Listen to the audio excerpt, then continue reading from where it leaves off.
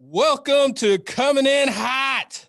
Thank you live from Airplay Beats for the intro music. We are recording live at Darling New Media Studios in Midtown Sac. All right, guys. I've been chasing this guy down for a while. A little backstory on how we met is actually through one of my boys, Skeezy Mac. Shout out Scott McConaughey. You know, me and Kong, we met through Scott, like I just said, and just a real cool dude.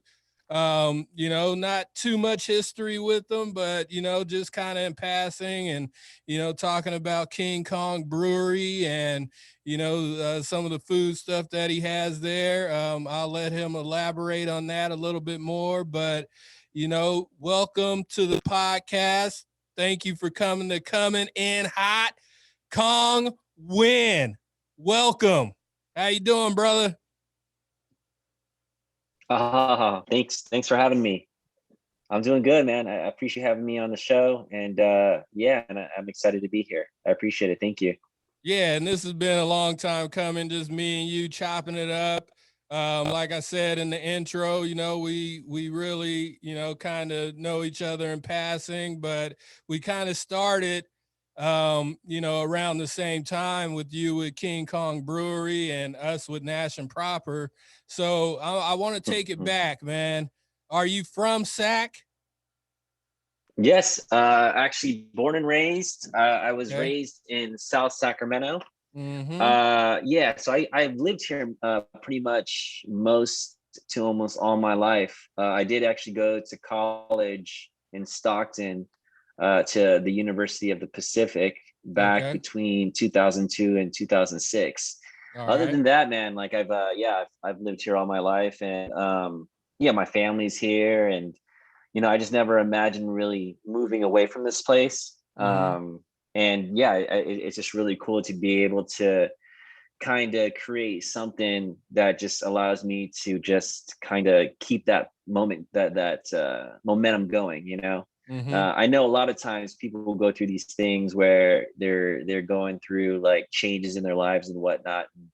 I'm excited to the path that this has taken me, and man, I love Sacramento, and I love how it's changing and growing.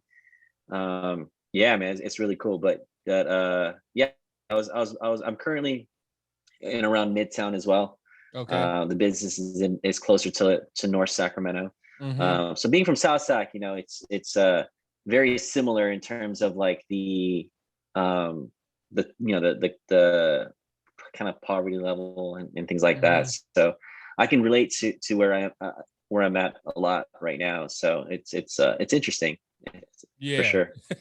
So coming from South Sac, I got family out there. I really didn't, spend too much time. I'm from the north side. I'm from, pretty much where your brewery is over on Del Paso Boulevard.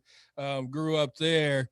So, growing up in South Sac, we're talking about the late 90s, probably mid 90s, late 80s. It was real out there, man.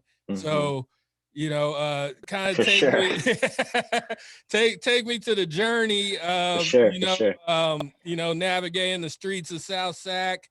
Like I said, what you were saying before, the north side, we it was real where we are. I'm from, Del Paso Heights area. And South Sac, every time I went out there, holler at my cousins and stuff, it was the same shit going on. So how were you navigating those streets back then? And let's just start there. And, where'd you go to high school, and how'd you navigate high school to, going to the University of the Pacifics? For sure. So pretty much I was born in 84. So probably up to about 91. My family lived over by Lemon Hill area. Shout out Lemon Hill, yeah. And then probably around 91, we kind of moved towards the border of what now is Sacramento. before it becomes Elk Grove. So back then, Elk Grove wasn't even really developed. And so when we kind of moved out there, things were kind of different. But yeah, man, just what's funny about it is that, of course, back then, that area kind of had a reputation for being a little bit rough. But when that was kind of all you knew, you didn't really think much of it, Exactly. But growing up, I mean, there was like a lot of what's funny about it is there was a lot of kind of things going on. I mean, I remember like talking about, there's like gangs and things like that. And I mean, even in the house that I was living in back then, we had gotten like robbed like twice, and I remember coming home and just seeing our ransacked, and it was crazy, but it's kind of what I knew. I mean, I played with all the kids in the neighborhood. We were always playing outside, when it got dark, you kind of went inside. But yeah, man, up to but my dad, I think, being that he was raising us, I think he saw that, we needed to move into a better place, somewhere that was going to be better for us to be raised. Back, believe it or not, like my brother, who is successful today, was getting into bad things over there, being around the wrong people, just imagine back then. I remember, bikes getting stolen and things like that. It's just, you're just being a bad kid growing up a little bit, but we never did anything kind of crazy. But, until we moved over to closer to like Elk Grove, I'd say, so my elementary school growing up was Elder Creek. Okay. And then I remember I would stay at the daycare. I mean, I was a daycare kid, so I'd stay at the daycare right next to it, growing up. And then when we made our way over to closer to Elk Grove, I went to Florin High School over there. Yep. And so I always thought that was a fantastic school. But now, like when I talk to people now, when I tell them that I've been there, like that's where I went for high school, they always give me that reaction. Like, whoa, Florin High, that's a little ghetto. I'm like, really? I was like, I thought that was a really nice school, Hey man, that Florin Mall though, man, that Florin Mall was real, man. You didn't go to Florin Mall without a crew, Yeah, man. Back then, I love Florin Mall, dude. Yeah. Wine stocks. I remember wine stocks. I remember KB Toys. Yeah, I love that mall, man. I remember when Arden was like the top mall. It's kind of changed now a little bit, but yeah. But I remember even so when I went to college, I actually got during the summertime when I came home, I got a part-time job at Sunglass Hut over in Florin Mall. And it was rough. I mean, it was a little rough. I mean, I was fine. I mean, I was safe, but it was just like, it was a little bit, different for sure. The clientele was different. Hold on. Were you chasing people out that stole the sunglasses? Because I know I would never. I was in retail and I was in the warehouse, and they'll make me come upstairs to follow people. I was like, what do you want me to do? Like, I'm not dying over some linens. You know what I'm saying? Like, sure. Or some curtains, Yeah. No, there's insurance for that. If they ever wanted anything beyond, if they just wanted the sunglasses, I'd be like, what, take it. It's not worth it, But no, I actually never had any issues, because with Sunglass, everything was locked up. Oh, and so, if they wanted to see a pair of glasses, I mean, we would just take it off for them. But most of the stuff was locked up. But I did see, there was an incident I remember. These two girls were just kind of walking down the mall, and the next thing you know, I just see like a bunch of security and like cops come and then like, get them, and then kind of walk back toward. I think it was Sears, if I remember. But it was things like theft happening and stuff like that, just minor shoplifting. But yeah, I mean, it was what it was. You just kind of kept to yourself and just kept working. Yeah. Yeah, that's for real, man. Yeah, but I'm used to it, man. I'm just like, I think what it is, man, it did help me. It did raise me to be less sensitive to these type of things, which I think it is good for someone sometimes, you know, for Yeah. you to be able to kind of see the contrast of different type of lifestyles and stuff. No, that's what's up, man. And isn't your family in the restaurant business? Yeah, yeah. So we actually have a restaurant over in South Sacramento called Long Sandwich. Okay. It was established back in 2014. Mm-hmm. It's a nice little mom and pop shop. We do banh mi's, we do Vietnamese cuisines over there, and that kind of helped me guide me or kind of transition me over to having a kitchen in the brewery. You know, it was Okay. easier to have that kind of help and experience to navigate through the permit process and things like that, and just Yeah. even just having that available, you know, because that's a totally different beast in its own. Okay. And so Yeah. you, did you work for the long sandwiches, or like what was your duties there? Or did you ever get into there, or are you just kind of chopping it up with your pops and hey, how are you doing this, or are you in there working with him? Uh, so I helped start when we first started in 2004. I was still in college and whatnot. So I actually ended up helping them start for the first couple of months, Mm-hmm. pretty much running the front of the shop, taking orders.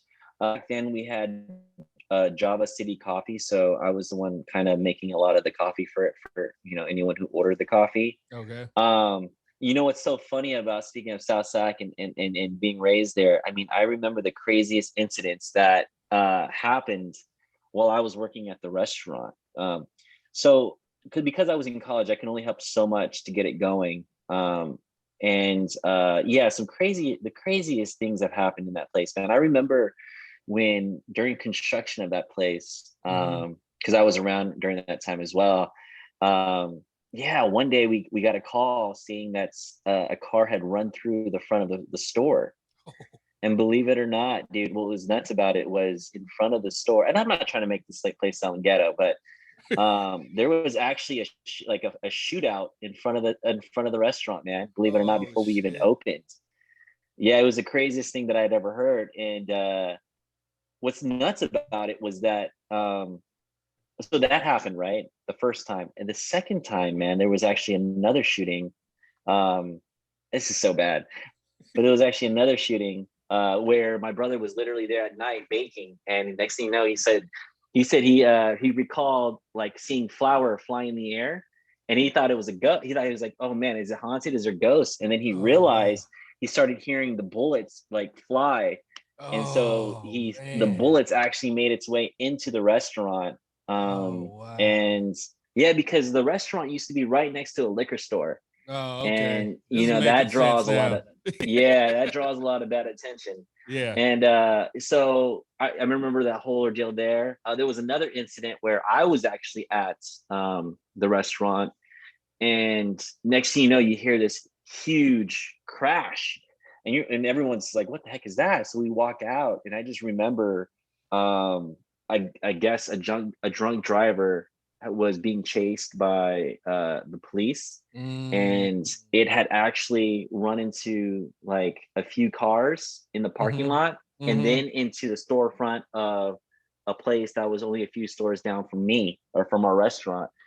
And I just remember walking out and seeing my guns drawn to these guys at the car. And it was like kind of crazy. It was kind of wild, you know? Oh, man. Um, yeah, man. So it's kind of nuts, because it's like, yeah, you experience these things and you hear about these things and you see these things firsthand, and you're just like, wow, like I can't believe that happened. But then at the same time, you're just like, well, it's handled, and you're experiencing it and whatnot. But yeah, Yeah. it was just everything that was happening during that time. But Man. but going back to the question, yeah, I only helped kind of establish and open the restaurant, and then Okay. kind of went back to school to Mhm. do my studies. And then after that, we have another family business that I got involved with after I graduated, so I didn't get to Okay. spend as much time at the restaurant after that. Mhm.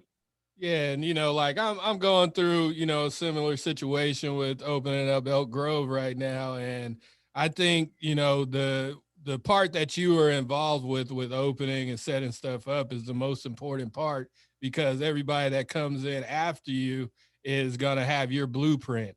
So, you know, like it's cool to, you know, have an established place and come into it, but the hard work is the building of the restaurant, the start, because you can't go back, you know. So that's the most important part, I believe, in opening up a restaurant, and you're a part of that. So, you know, like I think you got the most out of, you know, your pop sandwich spot. Um, so Mm. let's, you know, we talking about sandwiches. Where did beer come into the picture? You know, like you could have Sure. opened up, you know, your banh mi shop. You could have just been like, hey, Pop, give me the recipe. Why Mhm. beer? How did you get into brewing? Because you're the head brewer there, correct? Actually, I was the head brewer for the first year, but Mm-hmm. actually, I have a friend of mine that I met in school in UC Davis when I Okay. went to the brewing program, and now he is the brewmaster. And he's been with me since about the end of 2018 or so, beginning of Okay. 2019, roughly. So he's Mm-hmm. been with me for about a little over 2 years now, I believe. Okay. So how does brewing beer come into your life? Like, is it before, you know, the UC Davis, or are you already, Mhm. you know, in the bathtub making batches of beer like I used to do back in culinary school? So I actually, man, was a late bloomer. Okay. So I'm never afraid to admit how I got started into the to the business. You know, a lot of times you hear these guys opening up breweries. You know, they talk about how long they've been home brewing and all these things. Believe it or not, man, I was at a point in my life where, you know, so pretty much what I did after I graduated is I started working in the dental business with my brother. Mm-hmm. So I was pretty much taking care of the administration there, and we had a couple busy offices that, you know, I managed, and yeah, it was a really stressful job. And working with family, you know, it can be very challenging at times, and things like that. But Mm-hmm. you know, together you can be really strong. But at the same time, like everybody knows, there's a saying like don't work with family and all that kind of stuff. But I feel like we've kind of managed to figure that out, you know. But yeah, I was at a point in my life where, you know, I was just looking for something different. You know, I just didn't, you know, as much as I felt like I was being beneficial to the business, I was kind of trying to find something for myself. You know, I wasn't sure if I saw myself managing dental offices for, I don't, who knows how long, you know. Yeah. And at that point, the idea of the brewery came in 2011, I'd say. So at that Mm-hmm. point, I've kind of been working for about 5 years. And you know, I have a steady income at that point. You know, to start saving and doing my thing. But I heard about the craft beer industry, and I heard, like, this is before it kind of blew up, but I heard it was like there was a growth in it, and Mm-hmm. that it was going to blow up. So at that point in 2011, I also had heard about the C Davis Master Brewers program, and Mm-hmm. so it was something that was sounded intriguing to me. You know, I felt like I was a kind of like an artistic person that's always been taught and kind of raised to focus on the analytical, like study, you Mm-hmm.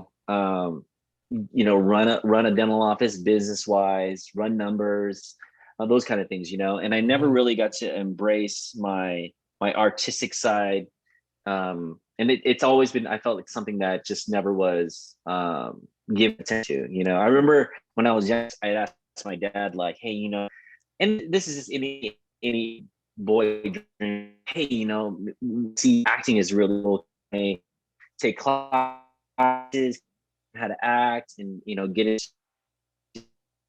into kind of theatrical and grades, go to school and whatnot, and never really Mm-hmm. got to embrace that.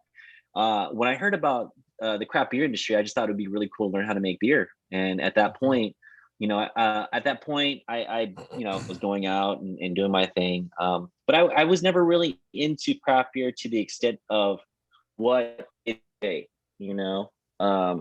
But you know, going into the program, you know, I was green. You know, Mm-hmm. I didn't really know much, And within the first couple of weeks, you know, I'm a bit overwhelmed in the program. So I actually had a 3-year wait to get into the UC Davis program. So it started in 2014. Mm-hmm. And then within the first couple of weeks, you know, I felt like I was kind of overwhelmed with the time. You know, at that point I'd come in and I had this idea that, yeah, it'd be really cool to open a brewery. But I didn't really know what realm it, you know, what it took to do that. And coming from like a business background, I just kind of figured that if I can go to school for this, this would give me the opportunity to have a strong foundation to get to the goal, you know, of opening a brewery and doing it properly. Yeah. And I believe it's one of the best decisions that I had ever made, you know. It within that program, you know, just being able to be exposed. Just imagine in 2014, the craft beer scene was significant, but it wasn't to like what it is now, you know. And to be surrounded by, imagine the community that you see now, but just having that in a classroom, having that passion and the kind of that, you know, excitement for the industry, being around that, you couldn't help but like gravitate and absorb that experience, you know.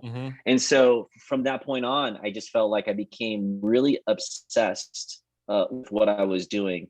When I started brewing, I got it like, at that point, I had into the class. I started investing in a lot of smaller equipment and started brewing like all the like crazy. And so with that, I just became really obsessed with what I was doing. And what was really cool about it, I was able to learn and execute with the proper knowledge. Yep. And I think that really went a long way. And it's different. It was a different approach from everybody else, but you know, it worked out for me. And then that's how King Kong really came about. So what was the, you know, because there's a part of everybody's, you know, especially, you know, our business, you know, like of creatives. Was it you going to that classroom, the Mastery Brewery brewing class, where you just seeing these passionate people and you're just like, okay, let me dig in deeper. Let me see where their passion is coming from. Like, what was that clicking moment where you're like, holy shit, like I could make this a business?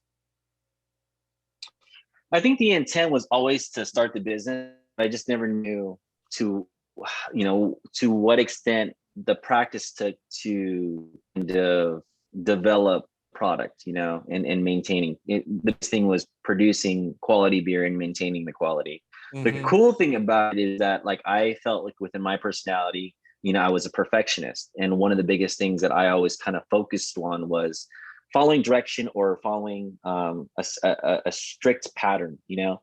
And with brewing, and for you to be able to replicate or do something, you'd have to be able to make sure that you are notating and doing the same practice repetitively without trying to pull away or in a sense like skip steps, you know what I mean?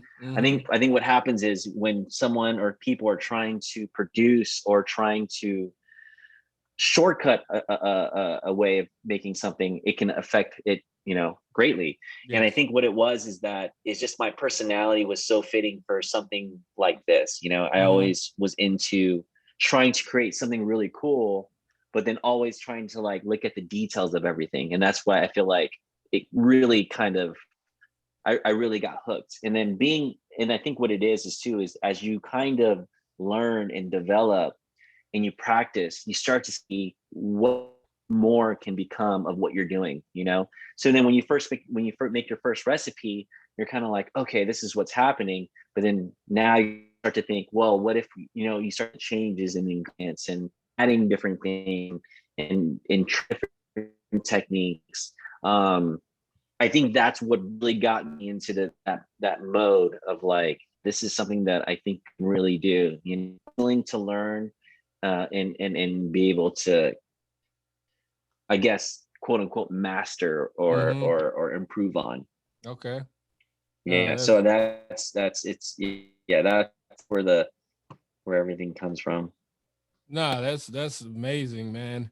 And why Del Paso Boulevard, man? Because you know, hey, Yeah, like I said, yeah. I grew up there. I know for years and years and years, the Uh-huh. city is trying to, push businesses down there to Mm-hmm. grow the business in Del Paso Heights area, especially right there in that little art district that you're in. Like, Mm-hmm. why in the hell Del Paso Boulevard? Because you're successful, you're killing it, but why Thank you. why Del Paso Boulevard, especially coming from South Sac?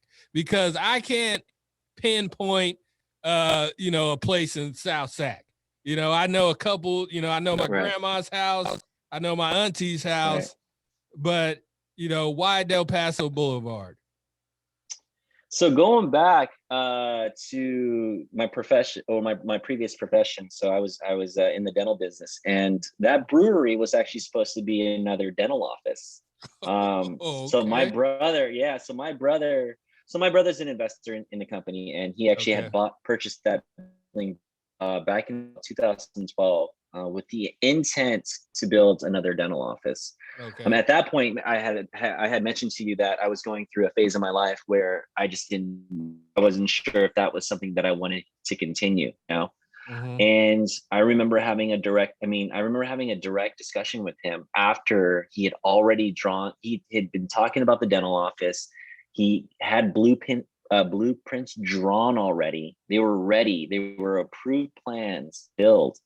And right before he was about to start construction, he was in the process of, finding the general contractor. There's someone that we already work with and we have Mm-hmm. history with that was probably going to take the project. Mm-hmm. But I remember at that point, I remember I had to be honest with myself and have a discussion with him. And I told him that, at this point, like, if you decide to move forward with this other office, I know you've relied on me to be your right hand man in managing these offices. But if you move forward with this project, then I think you need someone else to manage it. I don't see myself being the person to do that. And this point, I'm already stressed and overwhelmed with what my responsibility now, and Mm-hmm. I just don't see this as what I will continue doing. Mm-hmm. Just don't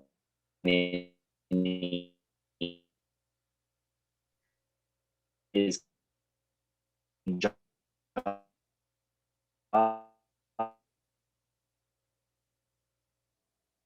that the building became vacant for years because one there was a tenant previously that was there for a while, and it was a glass repair shop from two Mm-hmm. different tenants.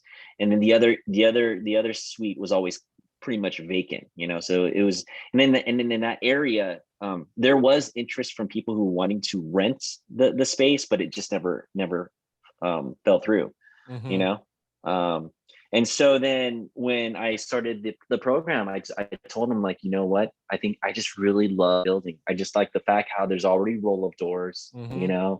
it's an open space already, and there's a huge back area. So I told Mm-hmm. him, like, man, I be I want if if you're cool with it moving forward, I would love that space to be the brewery. I just think it's a Mm-hmm. really cool space. um the area, I didn't think too much of that. I thought to myself, well, the business plan was always to make it a destination, Mm-hmm. to try to create something that people would want to come to, and producing quality products that can be distributed but attract people to the facility itself. And so I just never thought that I need. And at the same time too, I mean, you would see that was a pretty busy street. People were driving down Arden, so I Mm-hmm. just didn't even think too much about. I always felt like there was enough traffic. The challenging after we opened, I started to see how difficult it was to actually get them to stop and stay in the area. But that's a whole nother thing. But Yeah. but yeah, so I advocated, man. Even at one point, like, there was someone that wanted to approach him and open like a boba place, like a milk tea place. And he was like, Cong, like, there's a place, you know. I remember I was in class and I was on a field trip to Sierra Nevada, and we were in the packaging plant of Sierra Nevada, and I get a phone call from him. He goes, Cong, like, there's someone interested in the space and I want to give it to them. And I was like, nah, man, like, if you can, like, I really want this space, you know. And at this point, I've already invested my own money to going back to school. You know, it was a plan, you know. So it was going back to school for it, you know, practicing, getting the brews right. And so soon after that, I mean, I imagine getting permits and building out in that space. And so, you know, it was a discussion that me and him had, and fortunately, you know, the build place didn't work out to our benefit, or to my benefit, really, at that time. And so, yeah, man, we just kind of started at that point and decided that, you know, this is what we're going to do. And this is how we're going to move forward, you know. And yeah, I think it was one of the coolest things that we've done. And moving forward to today, just you know, the community itself is amazing, and just everything that we've been through with them. I'm just so glad that we're able to be a part of District 2, or you know, Old North Sacramento, or Uptown, whatever you want to call it. But it's a really cool experience, and I think it was really cool what we did, and at the same time too, man, like the placement of it, you know, just thinking that you know, that's a center point between Roseville, Elk Grove, Folsom, West Sac, and distribution. I mean, there's freeways in almost every direction, so it just makes sense to be able to use that as like the central hub, you know, for being able to distribute and even having access to the brewery from the different places. That's great, man. And you know, the marketing is fantastic. You know, somebody that, you know, I'm really into marketing, and you know, the King Kong. You know, what was that just, you know, was that your first name? You know, King Kong, or did you have like a few different names? But you know, the King Kong Brewing Company is a fantastic name. Your marketing is off the charts. Was that something that, you know, even when you're going to the master brewery program, was that always number one on your list, King Kong Brewing Company? So how that came about is another interesting story. So when I first started thinking about names, I was, you know, one of the cool names that I thought was really neat during that time was like Device, you know, something like that. So I always thought to myself, like, okay, why don't we name something cool like that, like hip? But during that time, I had actually different group of friends that, you know, I would discuss this to, and you know, at different points, without them having an influence on each other, you know, they said, dude, you got to name it King Kong. And I was like, that's just silly. Like, I'm not going to name it King Kong. And then instead of putting a K, he said, you got to put a C. And I was like, that's dumb. Like, no, I just don't think that's a good idea. And so then after, like, I realized the pressures by different groups, and of not even just friends, but my family as well. They're like, you got to do it that way. And I was like, you know what, man, let's just try it. Okay, let's just do it. You know, I felt like it was fate. The fact that different people were so supportive of that name, I was just like, okay, let's just roll with it, you know. And ironically enough, as it's growing and people are giving me feedback about the marketing and the name, I part of me still thinks it's quite silly, you know. I think having your name on the brand is a little. I've always kind of been I truly believe, like, I've always been like a more of a modest kind of, you know? But to kind of have that on there, it's a different feeling, you know. And then with one of the arguments is like, man, why do I always have to deal with this? He goes, well, your name's on the building. And it's just like, man, and how do you argue against that, you know? Yeah. Like, how do you rebuttal that? Then you just put your head down and keep moving forward, you know. Yeah. But yeah, man, I think that's where it really came from. It stemmed from different people need to do this. And when it came to the branding, you know, a lot of people kind of gave me their input and ideas. And I think the typical thing would have been to follow the kind of King Kong that people are familiar with, you know. It's, you know, him hanging off the Empire State Building, him hanging off the bridge. And I get that idea. Like, I can see how that could be pretty cool. But I think for me, the root of it was kind of wanting to fit my own personality, you know, and that I feel like I'm more of a calm kind of like just chill kind of person. So the idea for me was to kind of switch from just focusing on the guerrilla aspect, but also maybe kind of focusing on the idea of the jungle theme, of course, but then also like having primates, using different type of monkeys to be able to kind of create a brand around of. And then as you know, we developed and then we kind of started doing different things. One of the cool things that I felt like has become a cool kind of marketing thing for us is that we started naming things after kind of like the Hispanic culture, you know, the Latinx culture. And we have some beers and things that revolve around that. And the cool thing about that is that, you know, my brewmaster is Mexican, you know, and I think it's just really cool that we can be able to express that side and be able to create like a line that kind of represents who we are, you know, and kind of still tries to involve it into what we're doing, but our, you know, at the same time too, our core lines are also kind of related to the original theme. But yeah, it's just been catching on, and I think people can relate to the brand, and I think it's really cool. And I think for us, it's our branding is also involving kind of the idea of creativity and being able to kind of involve things that are kind of important to us, but also like have a community involvement, you know. And I think that's what's really cool about the community portion is that we're able to really bring together or really put a focus point onto a community that I feel that's kind of been neglected for years. Like you said, the city's been trying so long to improve this area, but it's always never developed, you know. And I think now it's beginning to change a little bit. At least there is momentum. In part due to the what we've been able to do there, you know. Yeah. No, that's definitely. Yeah. But yeah, man, that's where the kind of originated and how it's taking form, you know. Yeah, that's super dope, man. Can you tell me a little bit Thanks, about man. what you're doing for Beer Week and SAC? We could just go over a few of the. Sure. Are you coming out with you know, any new beer for the week, or you just gonna continue doing your thing?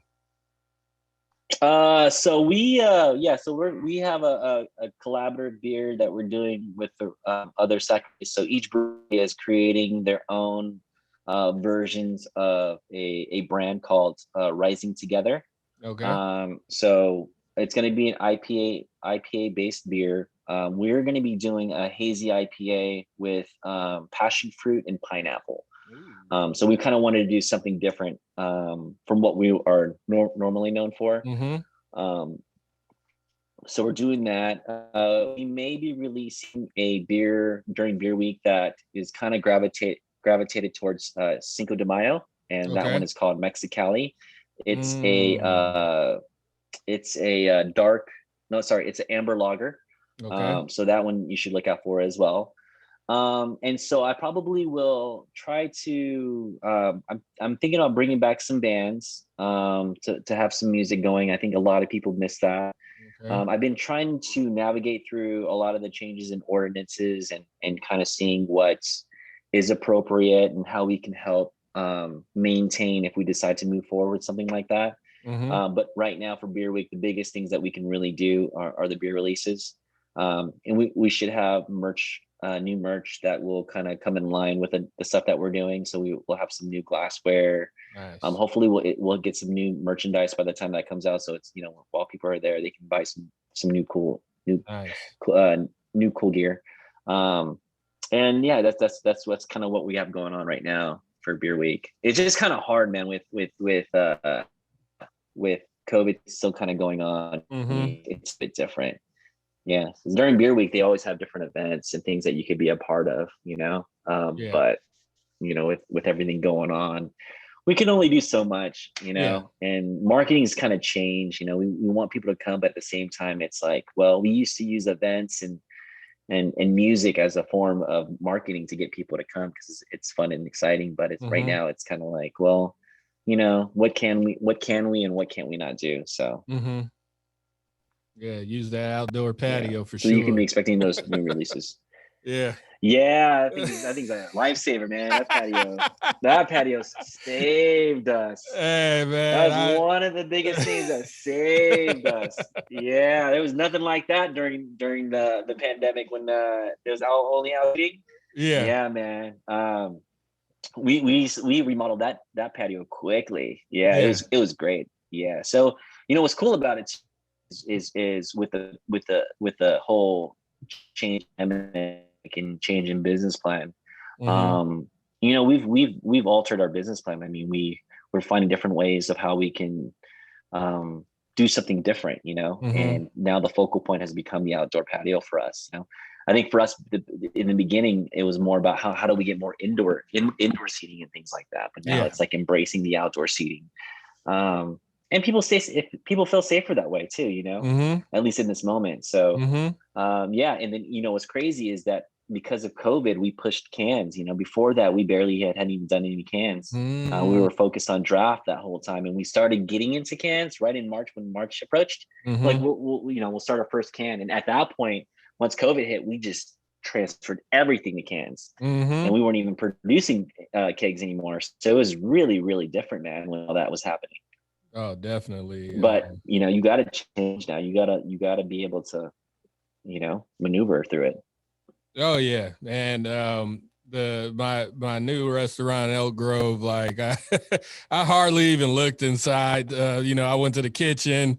Oh, there's a dining room, but I have a 900 square foot patio, and I was like, cool. Like I'll sign the lease. That was. I was like, oh yeah, dining room, whatever. Just kept walking out to the patio. Yeah. That's just Congratulations, by the way, man. Thank you. That's dope, man. No, Yeah, man, making it to Elk Grove, and Elk Grove holds a close place to me because I was kind of raised, living in South Sac. I mean, I frequented it in Elk Grove a lot. Actually, most of my family lives in Elk Grove now too. A lot of my brothers ended up moving over to Elk Grove or even close to like Grant Line because it's a new development, But it's going to be great. I think they're going to be excited once you guys open up over there. I'm waiting. I can't wait to open it up, and it's a whole new experience, especially bigger restaurant. Elk Grove always showed us love, much love to Elk Grove. That was like I always tell people before downtown came about. I was looking in Elk Grove, and downtown just kind of fell into my lap. But are you ready to play some games? I got a couple games for you, Cong. All right, man. I don't even know what games were. I don't even know what to expect. So I don't know if I'm ready or not. But you might get in trouble with a couple of your brewery friends, but we got to do it. Okay, this is top 5. Man. That's rough. Top 5. King Kong Brewing Company's 5, dude. 5 brewing companies south in Sac. In California, we're gonna keep it to California though. Northern California if you can, but if you got something where you just want to, this place in South Cal, SoCal is fire, but I need Kong's top 5 brewing companies. Oh man, Kong's top 5 order that I appreciate. And you can't say King Kong. Okay, let me try to like spread this. Let me spread some love, man. Okay. That's rough, man. That's tough. That's messed up. Okay. You should I feel like I should have been prepared for this. You know what I mean? Hot seat. Okay, man, you know what I always and I still admire to this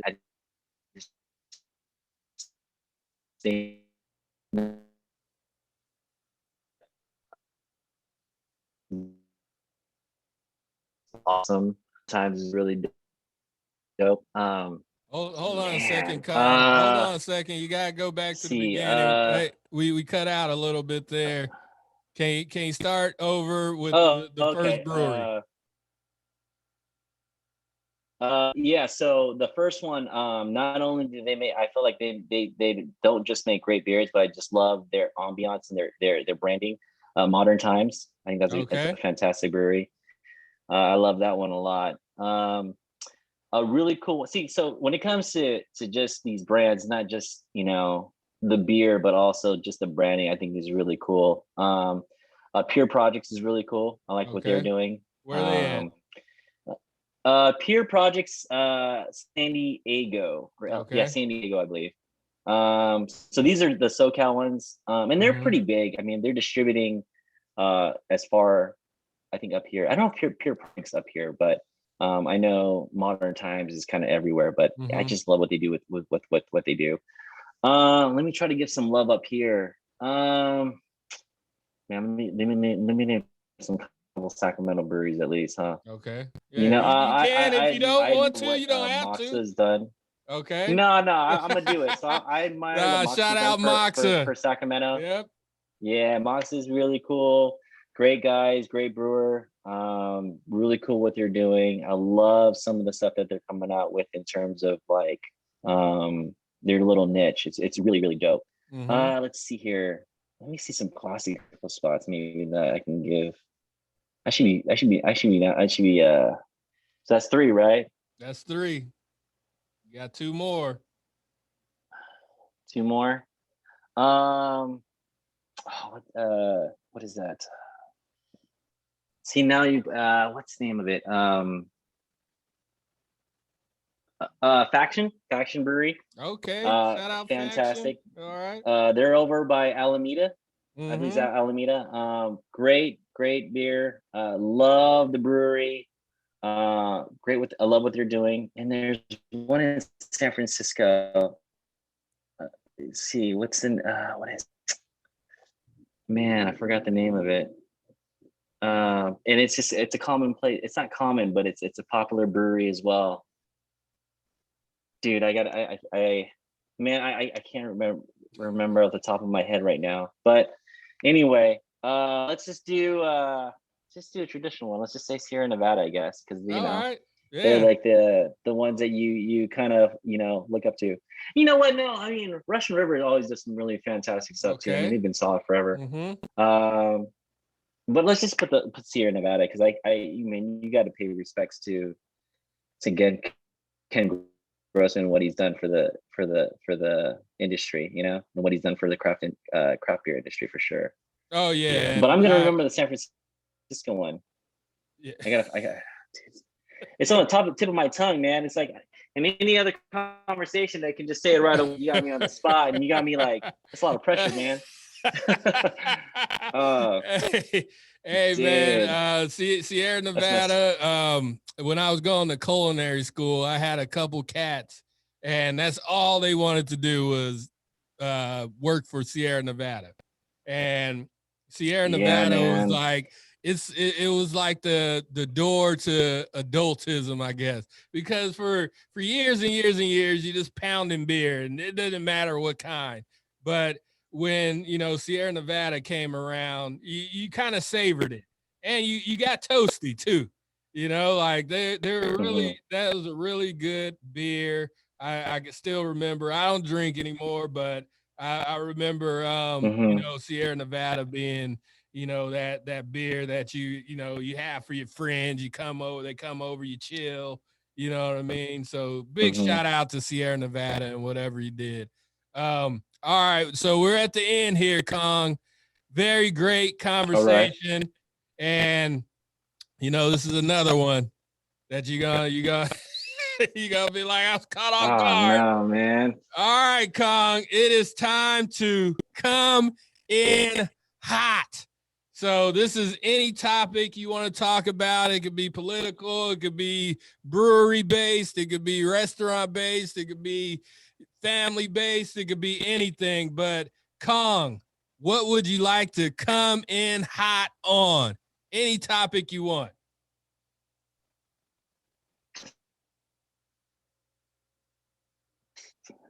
I want to say, I'm thinking about this a little bit. It's more of the political realm, and I like to stay neutral in a lot of things, just because I think politics is a very sensitive thing. But with recently, I think there's been a movement when it comes to the Black Lives movement, and also the Asian American, the Pacific Islander, like kind of racism right now. And I just wanted to address how it's interesting how I felt like this has been going on for a while, but the fact that the approach that it's being more recognized and there is more attention to it, is an interesting thing. I think it's great for progression and things like that.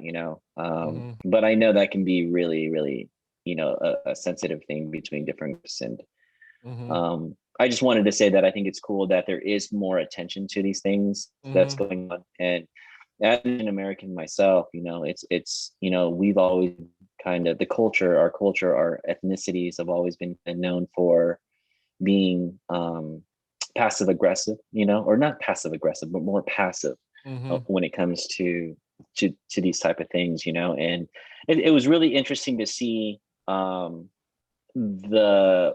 momentum and being kind of what is being brought up, and how I think culture is now picking up on it. And at first it's one thing to kind of be able to kind of see to other ethnicities and stuff, and being I